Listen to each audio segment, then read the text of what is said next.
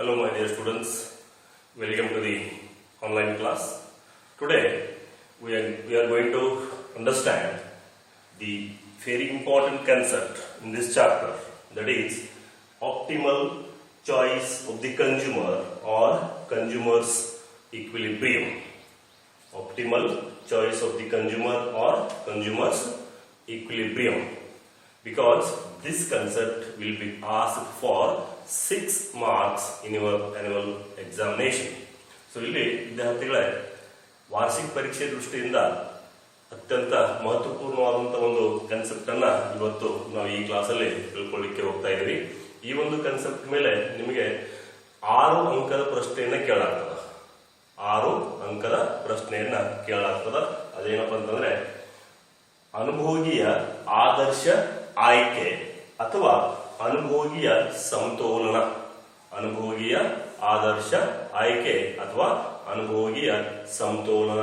So ಈ ಒಂದು concept ಮೇಲೆ ನಿಮಗೆ 6 ಅಂಕದ ಪ್ರಶ್ನೆಯನ್ನು ಕೇಳಲಾಗ್ತದ. ಅತ್ಯಂತ ಮಹತ್ವಪೂರ್ಣವಾದಂತಹ ಒಂದು ಕಾನ್ಸೆಪ್ಟ್ ಆಗಿದೆ ಪರೀಕ್ಷಾ ದೃಷ್ಟಿಯಿಂದ. ಸೊ ವಿದ್ಯಾರ್ಥಿಗಳೇ, ನಾವು ಈಗಾಗಲೇ ಅನುಭೋಗಿಯ ಬಜೆಟ್ ಬಗ್ಗೆ ತಿಳ್ಕೊಂಡಿದ್ದೀವಿ ಮತ್ತು ಔದಾಸೀನ್ಯ ವಕ್ರರೇಖೆ ಹಾಗೂ ಔದಾಸೀನ್ಯ ವಕ್ರರೇಖಾ ನಕ್ಷೆ ಬಗ್ಗೆ ಕೂಡ ಈಗಾಗಲೇ ಹಿಂದಿನ ಕ್ಲಾಸ್ಗಳಲ್ಲಿ ನಾವು ತಿಳ್ಕೊಂಡಿದ್ದೀವಿ. ಸೊ ಈ ಒಂದು ಕಾನ್ಸೆಪ್ಟ್ ಅನ್ನ ನೀವು ವಿವರಿಸಲಿಕ್ಕೆ, ಅಂದ್ರೆ ಪರೀಕ್ಷೆಯಲ್ಲಿ 6 ಅಂಕ ನಿಮ್ಗೆ ಸಿಗಬೇಕಾದ್ರೆ ನೀವೇನ್ ಮಾಡ್ಬೇಕಪ್ಪ ಅಂತಂದ್ರೆ, ಮೊದಲಿಗೆ ಪೀಠಿಗೆ ಬರೀಬೇಕು. ಆಮೇಲೆ ಈ ಅನುಭೋಗಿಯ ಸಮತೋಲನವನ್ನ ಹೊಂದಲಿಕ್ಕೆ ಇರುವಂತ ಷರತ್ತುಗಳನ್ನ ಬರೀಬೇಕು. ಆ ಷರತ್ತುಗಳ ಆಧಾರದ ಮೇಲೆ ಒಂದು ಡೈಗ್ರಾಮ್ ಅನ್ನ ತೆಗಿಬೇಕು. ಈ ಡೈಗ್ರಾಮ್ ಅನ್ನ ವಿವರಣೆ ಮಾಡಬೇಕು. ಅಂದಾಗ ಮಾತ್ರ ನಿಮಗೆ 6 ಅಂಕ ಅಲ್ಲಿ ಸಿಗ್ತಾ ಇದೆ. ಸೊ ಈಗಾಗಲೇ ನಾವು ಹಿಂದಿನ ಕ್ಲಾಸ್ನಲ್ಲಿ ಅನುಭೋಗಿಯ ಬಜೆಟ್ ಮತ್ತು ಅನುಭೋಗಿಯ ಔದಾಸೀನ್ಯ ವಕ್ರರೇಖೆ ಅಥವಾ ಔದಾಸೀನ್ಯ ವಕ್ರರೇಖಾ ನಕ್ಷೆ ಬಗ್ಗೆ ನಾವು ಅಧ್ಯಯನವನ್ನ ಮಾಡಿದೀವಿ, ಅದರ ಬಗ್ಗೆ ತಿಳ್ಕೊಂಡಿದ್ದೀವಿ.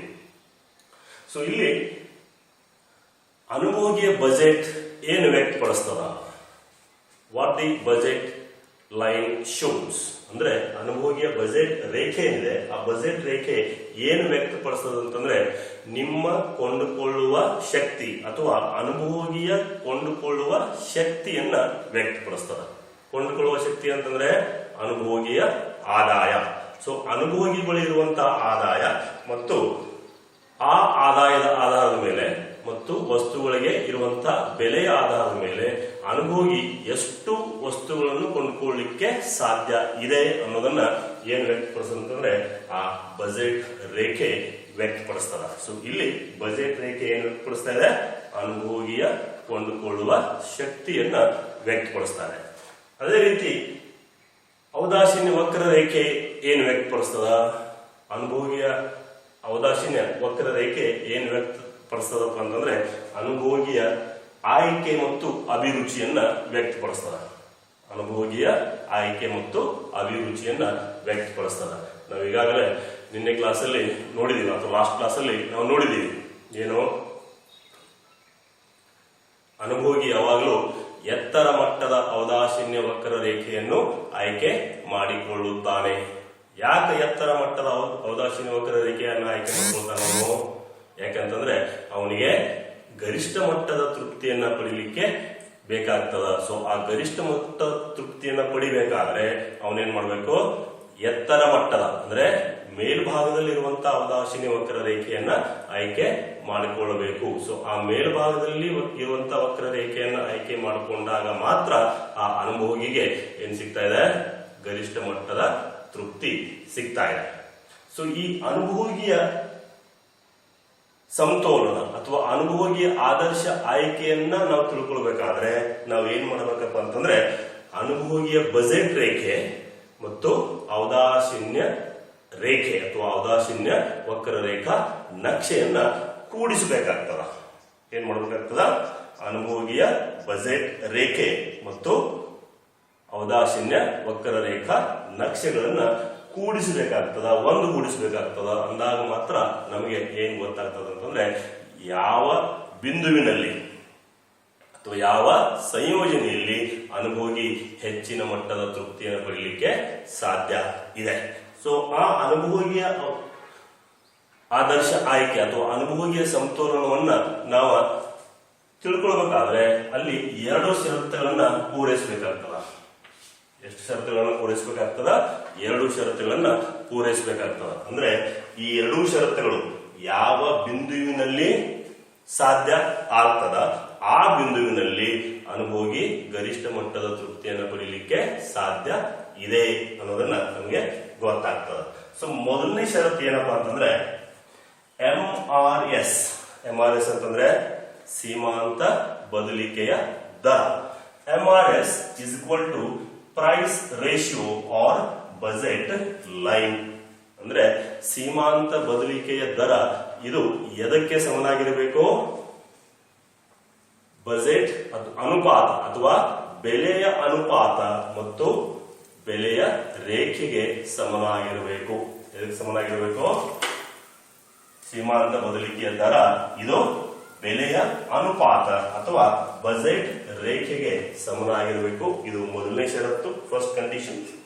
ಎರಡನೇ ಷರತ್ತು ಕನ್ಸ್ಯೂಮರ್ ಈಸ್ ರ್ಯಾಷನಲ್ ಅಂದ್ರೆ ಅನುಭೋಗಿ ವಿಚಾರವಂತನಾಗಿರಬೇಕು, ಅನುಭೋಗಿ ವಿವೇಚನಾಶೀಲನಾಗಿರಬೇಕು, ಅನುಭೋಗಿ ಅದು ಮೆಂಟಲಿ ಲಾಸ್ ಆಗಿರುವಂತ ವ್ಯಕ್ತಿ ಆಗಿರಬಾರದು, ಅನುಭೋಗಿ ಯಾವಾಗಲೂ ವಿಚಾರವಂತನಾಗಿರಬೇಕು.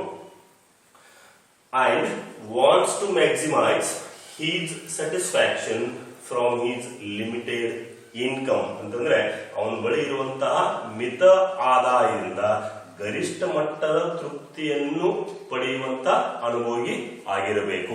ಅವನ ಬಳಿ ಎಷ್ಟು ಆದಾಯ ಇರ್ತಾ ಇದೆ ಆ ಆದಾಯದಲ್ಲಿ ಅವನು ಅತಿ ಹೆಚ್ಚು ತೃಪ್ತಿಯನ್ನು ಪಡೆಯುವಂತ ಅನುಭೋಗಿ ಆಗಿರಬೇಕು. ಸೊ ಆ ಅನುಭೋಗಿ ವಿಚಾರವಂತನಾಗಿದ್ದಾಗ ಮಾತ್ರ ಈ ಒಂದು ಆದರ್ಶ ಆಯ್ಕೆ ನಾವು ತಿಳ್ಕೊಳ್ಳಿಕ್ಕೆ ಸಾಧ್ಯ ಇದೆ. ಆದರ್ಶ ಆಯ್ಕೆ ಅದು ಪೂರ್ಣ ರೀತಿಯಲ್ಲಿ ತಿಳ್ಕೊಳ್ಳಿಕ್ಕೆ ನಮಗೆ ಸಾಧ್ಯ ಆಗ್ತದೆ.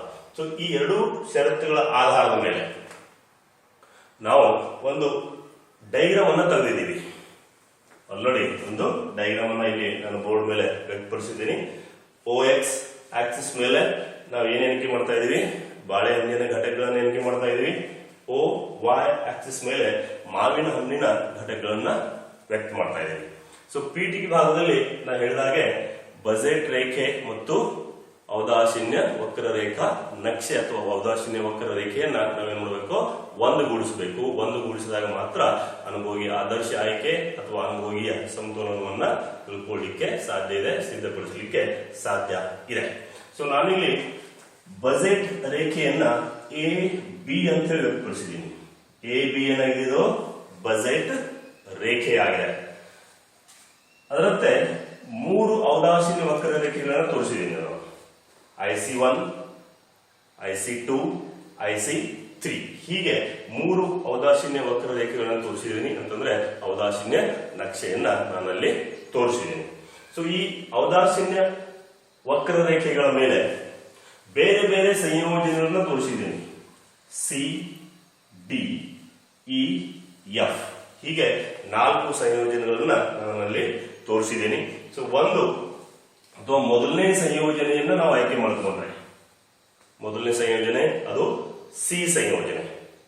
ಸೊ ಸಿ ಸಂಯೋಜನೆಯನ್ನ ನಾವು ಆಯ್ಕೆ ಮಾಡ್ಕೊಂಡ್ರೆ ಅಂದ್ರೆ ಸಿ ಸಂಯೋಜನೆ ಮೇಲೆ ಅದು ಹೆಚ್ಚಿನ ತೃಪ್ತಿಯನ್ನು ಪಡಲಿಕ್ಕೆ ಸಾಧ್ಯ ಇದೆ ಅಂತ ಹೇಳಿ ನಾವು ಅನ್ಕೊಂಡ್ರೆ ಏನಾಗ್ತದೆ ನೋಡ್ರಿ, ಸಿ ಸಂಯೋಜನೆ ಇದು ಯಾವ ಔದಾಸೀನ್ಯ ವಕ್ರರೇಖೆ ಮೇಲಿದೆ? IC1 ಮೇಲಿದೆ. ಅಂದ್ರೆ ಕೆಳಭಾಗದಲ್ಲಿರುವಂತಹ ಔದಾಸೀನ್ಯ ವಕ್ರರೇಖೆ ಮೇಲಿದೆ. ಆದರೆ ಕೆಳಭಾಗದಲ್ಲಿರುವಂತಹ ಔದಾಸೀನ್ಯ ವಕ್ರರೇಖೆ ಇದು ಗರಿಷ್ಠ ಮಟ್ಟದ ತೃಪ್ತಿಯನ್ನು ವ್ಯಕ್ತಪಡಿಸ್ತದೇನೋ? ಇಲ್ಲ.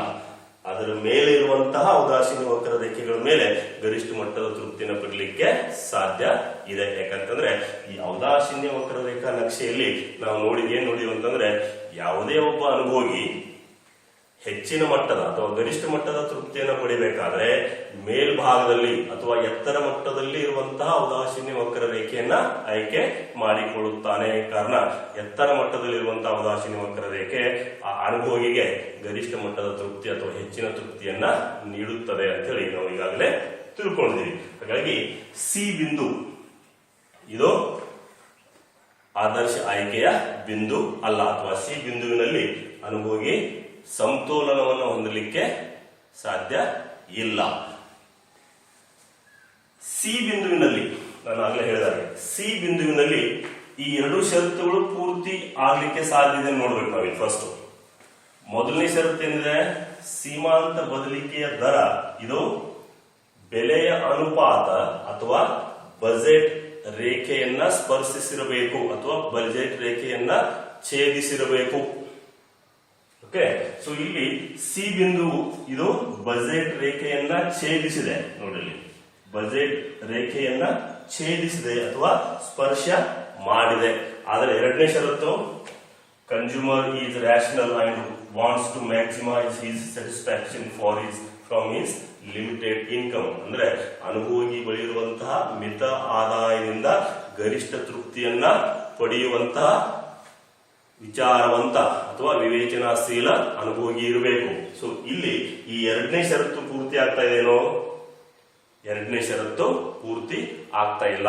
ಕಾರಣ ಸಿ ಬಿಂದು ಇದು IC1 ಮೇಲಿದೆ, ಅಂದ್ರೆ ಕೆಳಮಟ್ಟದ ಔದಾಸೀನ್ಯ ವಕ್ರರೇಖೆ ಮೇಲಿದೆ. ಹಾಗಾಗಿ ಅಲ್ಲಿ ಗರಿಷ್ಠ ತೃಪ್ತಿಯನ್ನು ಪಡೆಯಲಿಕ್ಕೆ ಸಾಧ್ಯ ಇಲ್ಲ. ಅದಕ್ಕಿಂತ ಮೇಲ್ಭಾಗದಲ್ಲಿರುವಂತಹ ಮತ್ತೆ ಔದಾಸೀನ್ಯ ವಕ್ರರೇಖೆಗಳು ಇದಾವ. IC2 ಇದೆ, IC3 ಕೂಡ ಇದೆ. ಅಂದ್ರೆ IC2 ಇದು IC1 ಗಿಂತ ಹೆಚ್ಚಿನ ತೃಪ್ತಿಯನ್ನು ಕೊಡ್ತಾ ಇದೆ. ಓಕೆ, ಸೊ ಅನುಭೋಗಿ ಅನುಭೋಗಿ ಯಾವ ಅವದಾಸೀನ ವಕ್ರರೇಖೆಯನ್ನು ಆಯ್ಕೆ ಮಾಡ್ಕೊಳ್ಬೇಕು? IC2 ಅಥವಾ IC3 ಅನ್ನ ಆಯ್ಕೆ ಮಾಡ್ಕೊಳ್ಬೇಕು. ಓಕೆ, ಒಂದು ವೇಳೆ IC1 ಅವದಾಸೀನ ವಕ್ರರೇಖೆಯನ್ನು ಆಯ್ಕೆ ಮಾಡಿಕೊಂಡ್ರೆ IC1 ಇದು IC2 ಗಿಂತ ಅಥವಾ IC3 ಗಿಂತ ಕಡಿಮೆ ತೃಪ್ತಿಯನ್ನ ವ್ಯಕ್ತಪಡಿಸ್ತಾ ಇದೆ. ಹಾಗಾಗಿ ಸಿ ಬಿಂದು ಇದು ಅನುಭೋಗಿಯ ಆದರ್ಶ ಆಯ್ಕೆ ಬಿಂದು ಅಥವಾ ಅನುಭೋಗಿಯ ಸಮತೋಲನ ಬಿಂದು ಆಗಲಿಕ್ಕೆ ಸಾಧ್ಯ ಇಲ್ಲ. ಇನ್ನ ಅದೇ ವಕ್ರರೇಖೆ ಮೇಲೆ ಅಂದ್ರೆ IC1 ಮೇಲೆ ಇರುವಂತ ಎರಡನೇ ಬಿಂದುವನ್ನು ನಾವು ಆಯ್ಕೆ ಮಾಡಿಕೊಂಡ್ರೆ ಡಿ, ಇದು ಕೂಡ ಅನುಭೋಗಿಯ ಆದರ್ಶ ಆಯ್ಕೆ ಬಿಂದು ಅಥವಾ ಅನುಭೋಗಿಯ ಸಮತೋಲನ ಬಿಂದು ಆಗಲಿಕ್ಕೆ ಸಾಧ್ಯ ಇಲ್ಲ. ಕಾರಣ ಸಿ ಮತ್ತು ಡಿ ಈ ಎರಡೂ ಬಿಂದುಗಳು ಒಂದೇ ವಕ್ರರೇಖೆ ಮೇಲಿದೆ. ಅಲ್ಲಿ ಮೊದಲನೇ ಷರತ್ತ ಪೂರ್ತಿ ಆಗ್ತಾ ಇದೆ. ಯಾವುದು? MRS ಇದು ಬೆಲೆ ಅನುಪಾತ ಅಥವಾ ಬಜೆಟ್ ಲೈನ್ ಅನ್ನ ಸ್ಪರ್ಶಿಸಬೇಕು, ಬಜೆಟ್ ರೇಖೆಯನ್ನ ಸ್ಪರ್ಶಿಸಬೇಕು ಅಂತ ಹೇಳಿ ಆ ಎರಡು ಬಿಂದುಗಳು ವ್ಯಕ್ತಪಡಿಸ್ತಾ ಇದೆ. ಆದರೆ ಎರಡನೇ ಷರತ್ತು ಆ ಎರಡು ಬಿಂದುಗಳಲ್ಲಿ ಸಿ ಮತ್ತು ಡಿ ಬಿಂದುಗಳಲ್ಲಿ ಪೂರ್ತಿ ಆಗ್ತಾ ಇಲ್ಲ. ಕಾರಣ ಸಿ ಮತ್ತು ಡಿ ಬಿಂದುಗಳು ಇದು ಕಡಿಮೆ ತೃಪ್ತಿಯನ್ನ ಅಥವಾ ಕಡಿಮೆ ತೃಪ್ತಿಯನ್ನ ವ್ಯಕ್ತಪಡಿಸುವಂತಹ ಬಿಂದುಗಳಾಗಿದಾವ. ಹಾಗಾಗಿ ಅನುಭೋಗಿ ಏನ್ ಮಾಡಬೇಕು? IC1 ಗಿಂತ ಮೇಲೆ ಇರುವಂತಹ ವಕ್ರರೇಖೆಯನ್ನ ಆಯ್ಕೆ ಮಾಡ್ಕೋಬೇಕು. ಔದಾಸೀನ್ಯ ವಕ್ರರೇಖೆಯನ್ನ ಆಯ್ಕೆ ಮಾಡ್ಕೊಳ್ಳಿಕ್ಕೆ ಬಯಸ್ತಾನ ಅನ್ನೋದನ್ನ ನಾವಿಲ್ಲಿ ನೋಡ್ತೀವಿ. ನೆಕ್ಸ್ಟ್ IC3 ಮೇಲಿರುವಂತ ಅಂದ್ರೆ ಔದಾಸೀನ್ಯ ವಕ್ರರೇಖೆ 3ರ ಮೇಲಿರುವಂತ ಎಫ್ ಬಿಂದುವನ್ನು ನಾವು ಆಯ್ಕೆ ಮಾಡಿಕೊಂಡ್ರೆ ಆ ಎಫ್ ಬಿಂದು ಅನುಭೋಗಿ ಆದರ್ಶ ಆಯ್ಕೆ ಅಥವಾ ಅನುಭೋಗಿಯ ಸಮತೋಲನವನ್ನು ವ್ಯಕ್ತಪಡಿಸುವಂತ ಬಿಂದು ಆಗಿದೆಯೇನೋ? ಇಲ್ಲ. ಯಾಕಂತಂದ್ರೆ ಆ ಎಫ್ ಬಿಂದು ಏನಿದೆ ಅಥವಾ ಎಫ್ ಸಂಯೋಜನೆ ಏನಿದೆ ಅದು ಈ ಬಜೆಟ್ ರೇಖೆಯ ಮೇಲಿದೆ. ಬಜೆಟ್ ರೇಖೆ ಮೇಲಿದೆ ಅಂತಂದ್ರೆ ಇದರ ಅರ್ಥ ಏನು? ಆ ಎಫ್ ಬಿಂದುವಿನಲ್ಲಿರುವಂತಹ ಸಂಯೋಜನೆಗಳನ್ನ ಅಥವಾ ಎಫ್ ಸಂಯೋಜನೆಯಲ್ಲಿರುವಂತಹ ಘಟಕಗಳನ್ನ ಅನುಭೋಗಿ ಕೊಂಡುಕೊಳ್ಳಿಕ್ಕೆ ಸಾಧ್ಯ ಇಲ್ಲ. ಕಾರಣ ಅವನ ಬಳಿ ಆದಾಯದ ಪ್ರಮಾಣ ಏನಿದೆ? ಕಡಿಮೆ ಇದೆ. ಅಂದ್ರೆ ಆದಾಯಕ್ಕಿಂತ ಹೆಚ್ಚಿನ ಬೆಲೆಯನ್ನು ಹೊಂದಿರುವಂತ ಸಂಯೋಜನೆ ಎಫ್ ಆಗಿದೆ. ಹಾಗಾಗಿ ಆ ಎಫ್ IC3 ಮೇಲೆ ಇರುವಂತಹ ಎಫ್ ಸಂಯೋಜನೆಯನ್ನ ಅನುಭೋಗಿ ಕೊಂಡುಕೊಳ್ಳಿಕ್ಕೆ ಆಗುವುದಿಲ್ಲ. IC3 ಇದು ಗರಿಷ್ಠ ಮಟ್ಟದ ತೃಪ್ತಿಯನ್ನ ವ್ಯಕ್ತಪಡಿಸ್ತದ. ಓಕೆ, ಗರಿಷ್ಠ ಮಟ್ಟದ ತೃಪ್ತಿಯನ್ನ ಕೊಡ್ತದ. ಆದರೆ ಆ ಗರಿಷ್ಠ ಮಟ್ಟದ ತೃಪ್ತಿಯನ್ನ ಕೊಡುವಂತ ಎಫ್ ಸಂಯೋಜನೆಯನ್ನ ಅನುಭೋಗಿ ಕೊಂಡುಕೊಳ್ಳಿಕ್ಕೆ ಆಗೋದಿಲ್ಲ. ಕಾರಣ ಆ ಅನುಭೋಗಿಯ ಬಳಿ ಇರುವಂತಹ ಆದಾಯ ಏನಿದೆ? ಕಡಿಮೆ ಇದೆ. ಅನುಭೋಗಿ ಬಳಿ ಇರುವಂತಹ ಆದಾಯ ಏನಿದೆ? ಕಡಿಮೆ ಇದೆ. ಅದಲ್ಲದೆ ಈ ಎಫ್ ಸಂಯೋಜನೆಯನ್ನ ನಾವು ಆಯ್ಕೆ ಮಾಡಿಕೊಂಡ್ರೆ ಈ ಎರಡೂ ಷರತ್ತುಗಳು ಪೂರ್ತಿ ಆಗೋದಿಲ್ಲ. ಎರಡೂ ಷರತ್ತುಗಳಲ್ಲಿ ಸಾಧ್ಯ ಆಗೋದಿಲ್ಲ. ಎಫ್ ಸಂಯೋಜನೆ ಬಜೆಟ್ ರೇಖೆಗಿಂತ ಮೇಲಿದೆ. ಬಜೆಟ್ ರೇಖೆಯನ್ನ ಸ್ಪರ್ಶ ಮಾಡೋದಿಲ್ಲ, ಬಜೆಟ್ ರೇಖೆಯನ್ನ ಛೇದಿಸೋದಿಲ್ಲ. ಯಾಕಂತಂದ್ರೆ ಬಜೆಟ್ ರೇಖೆ ಮೇಲ್ಭಾಗದಲ್ಲಿದೆ. ಎರಡನೇ ಷರತ್ತು ಗರಿಷ್ಠ ಮಟ್ಟದ ತೃಪ್ತಿಯನ್ನ ವ್ಯಕ್ತಪಡಿಸ್ತದ, ಗರಿಷ್ಠ ಮಟ್ಟದ ತೃಪ್ತಿಯನ್ನ ಕೊಡ್ತದ. ಆದರೆ ಅನುಭೋಗಿ ಬಳಿ ಇರುವಂತ ಆದಾಯದಿಂದ ಆ ಎಫ್ ಸಂಯೋಜನೆಯನ್ನ ಕೊಂಡ್ಕೊಳ್ಳಿಕ್ಕೆ ಸಾಧ್ಯ ಇಲ್ಲ. ಹಾಗಾಗಿ ಈ ಎಫ್ ಸಂಯೋಜನೆ ಏನಿದೆ ಅದು ಅನುಭೋಗಿಯ ಆದರ್ಶ ಆಯ್ಕೆ ಅಥವಾ ಅನುಭೋಗಿಯ ಸಮತೋಲನ ಬಿಂದು ಆಗಿರ್ಲಿಕ್ಕೆ ಸಾಧ್ಯ ಇಲ್ಲ. Last one, combination F or point E. ಈ ಸಂಯೋಜನೆ ಇ ಅನ್ನ ನಾವು ಆಯ್ಕೆ ಮಾಡಿಕೊಂಡ್ರೆ ಆ ಸಂಯೋಜನೆ ಇ ಏನಿದೆ ಅದು ಅನುಭೋಗಿಯ ಆದರ್ಶ ಆಯ್ಕೆಯ ಸಂಯೋಜನೆ ಅಥವಾ ಅನುಭೋಗಿಯ ಸಮತೋಲನದ ಸಂಯೋಜನೆ ಆಗಿರ್ಲಿಕ್ಕೆ ಸಾಧ್ಯ ಇದೆ. ಯಾಕಂತಂದ್ರೆ ಈ ಪಾಯಿಂಟ್ ಇ ನಲ್ಲಿ ಅನುಭೋಗಿ ಏನ್ ಮಾಡ್ತಾ ಇದ್ದಾನೆ, IC1 ಗಿಂತ ಹೆಚ್ಚಿನ ತೃಪ್ತಿಯನ್ನ ಪಡಿತಾ ಇದ್ದಾನೆ. ಜೊತೆಗೆ ಆ ಸಂಯೋಜನೆ ಇ ಅನ್ನ ಕೊಂಡುಕೊಳ್ಳಿಕ್ಕೆ ಸಾಧ್ಯ ಇದೆ. ಯಾಕಂತಂದ್ರೆ ಅದು ಬಜೆಟ್ ರೇಖೆಯ ಮೇಲೆ ಇದೆ. ಇದರ ಮೇಲಿದೆ, ಬಜೆಟ್ ರೇಖೆಯ ಮೇಲಿದೆ.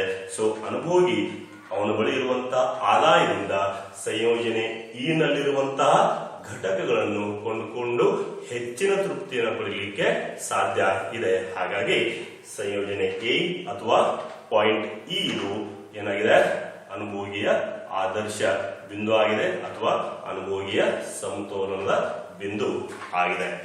ಅದರ ಜೊತೆಗೆ ಪಾಯಿಂಟ್ ಇ ನಲ್ಲಿ ಈ ಎರಡೂ ಷರತ್ತುಗಳು ಪೂರ್ತಿ ಆಗ್ತಾ ಇದೆ.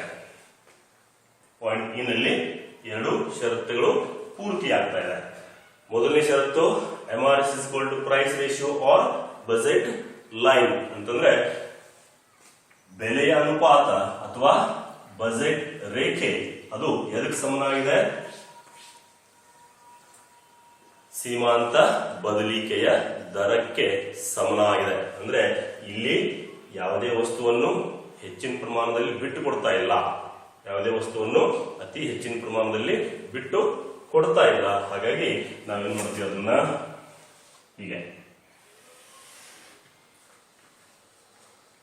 ಸಪೋಸ್ ಇದು 2 ಆಗಿದೆ, ಇದು ಕೂಡ 2 ಆಗಿದೆ ಅಂತ ತಿಳ್ಕೊಂಡು, ಅಂದ್ರೆ 2 ಮಾವಿನ ಹಣ್ಣುಗಳನ್ನು ಪಡಿತಾ ಇದ್ದಾನೆ, 2 ಬಾಳೆಹಣ್ಣುಗಳನ್ನು ಕೂಡ ಅಲ್ಲಿ ಅನುಭೋಗಿ ಪಡಿತಾ ಇದ್ದಾನೆ. ಸೊ ಈ ಎರಡೂ ಘಟಕಗಳಿಂದ